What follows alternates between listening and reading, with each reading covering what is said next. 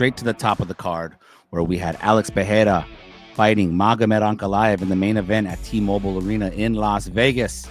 Man, that fight went a certain way. A lot of people talking afterwards like it was a funeral of sorts for Alex Pereira, who came down from earth and lost his light heavyweight title to Ankalaev by unanimous decision, 2 48-47s and a 49-46. Man, a pretty lackluster fight. Very unlike Chama for us to see that fight. So I'm going to go ahead and hit you with this, George. Alex Pereira has only himself to blame for losing to Magomed Ankalaev. Only himself to blame. He has only himself to blame. Yeah, that's not an overreaction. So the only thing I needed to sort out in my head was the contribution or lack of from Magomed Ankalaev, but he came out and did what he, I guess, has been doing.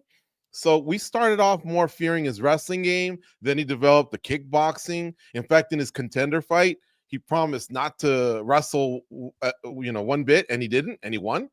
And so in this fight, we had just enough of a little bit of what it takes to beat Alex Pereira. You have to threaten him a little bit with the wrestling. He threw the wrestling. It didn't work as much, but up against the fence, some Greco-Roman, some dirty boxing, some stalling, whatever you want to call it. Never took it down. So yeah, Alex Pereira has himself to blame because he thwarted those attacks. All right. He kept it standing where he wanted it, and he just didn't let him fly. That's the thing, man. He didn't let it fly. And I'll even take it a step. I'll even go back a little bit, George, and why I say he only has himself to blame. What was the chatter going into this fight from like Daniel Cormier and some of these pundits? They were worried about him not being focused. Why? Because we knew just a few weeks earlier he was in Australia cornering Sean Strickland, right? And everybody was talking about how he should be focused on his training, not be distracted by anything else. In that regard, he really only has himself to blame. But then when you look at the fight itself, man, he was hesitant and he never let his hands go. And if Ankalaev, like what I'm saying here, I know kind of feels like I'm not giving Ankalaev enough credit. And honestly, I'm really not giving Ankalaev enough credit. And let me tell you why. Because if Ankalaev had beat him the way that we expected to, if his wrestling had actually dominated him, or even if he had taken him down one time, man, I'd be clapping my hands and giving all credit to Ankalaev because he executed a game plan. But the thing was, he stood in front of Alex Pereira, and for whatever reason, whether it was the mere fear of the takedown, he was just hesitant. He never let his hands go, and that's why I'm saying he has only himself to blame. What do you think?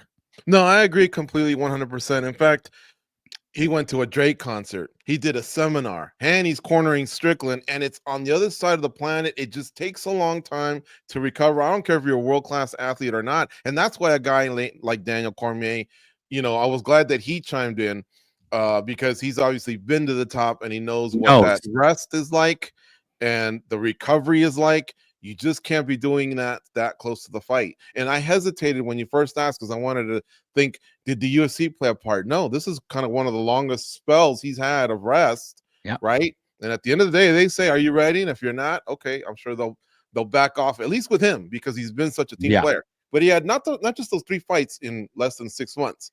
He had 5 fights in 16 months. That is a lot.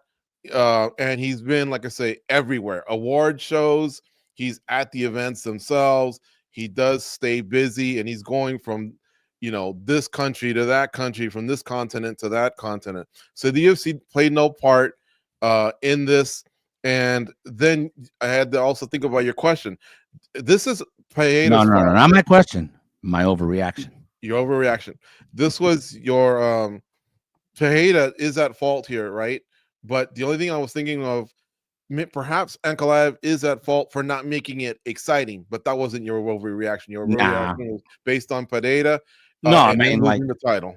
Yeah, if I'm Ankalaev, if Pereira's just going to let me stand in front of him and really not let his hands go, I would just stand in front of him too and kind of just work from the outside or keep him on his back foot, right? Because that's basically all that fight was for the most part, was just Pereira on his back foot. 12 significant strikes to the head in 25 minutes, Simon. I mean, that's crazy. That's crazy, man. That is absolutely crazy. Okay, so I want to now transition to another thing where we're talking about Alex Pereira here, all right? Because as much as I just put all the blame on him for losing this fight this past weekend at UFC 313, I want to go ahead and hit you with this one now, George, all right? Yep. Alex Pereira will bounce back from UFC 313 and win one more UFC championship. I believe in Chama, baby. I still believe. I see a lot of people falling off the bandwagon, man, but I'm still on it. He's got one more title in him. Come on. Come on. It's not an overreaction. It's not, because look how well he's done against. And by the way, I hope you're talking about light heavyweight. He better not go to heavyweight, because that dream's over. I'm just saying he's gonna win. I'm just saying he's gonna win a championship, dude. A championship. At light heavyweight. At light heavyweight, he will. Be as specific as you want, George. Yeah, at light heavyweight, he will. I don't see him dropping back down to middleweight. And I think at heavyweight, as that fight was unfolding, I was telling Goes on the watch along, I go, John Jones would maul this guy. In fact, well, I'm not supposed to do this, but Drinkus du Plessis, Israel Adesanya, and the Yuri that just won, I thought they could have beaten Alex Pereira that night. And that two of those guys are middleweights, and one's been finished by him. The hesitant Pereira he looked horrible. But that said, he has iced like so many of these cats already. And if he can clear that mental hurdle, right, and let his hands go, I think he's shown us that takedown defense is there. Yes, he can be a champion. Yeah, dude. I mean, I think he's going to learn from this, right? I think he's going to learn from the prep, what we just touched on, right? Not doing so much before your fights, especially when this was the 5th of 5 fights in 16 months. He's been through so many training camps, stepped in on short notice. So there is probably a little bit of fatigue at play there, right? I'm not going to make any excuses for Pereira, because he's been a freaking hell of a warrior and a hell of a champion. So it's not about that.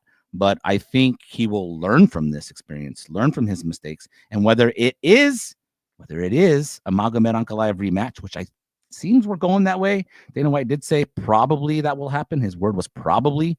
I think he's got a great chance to win the rematch against Ankalaev. I really do.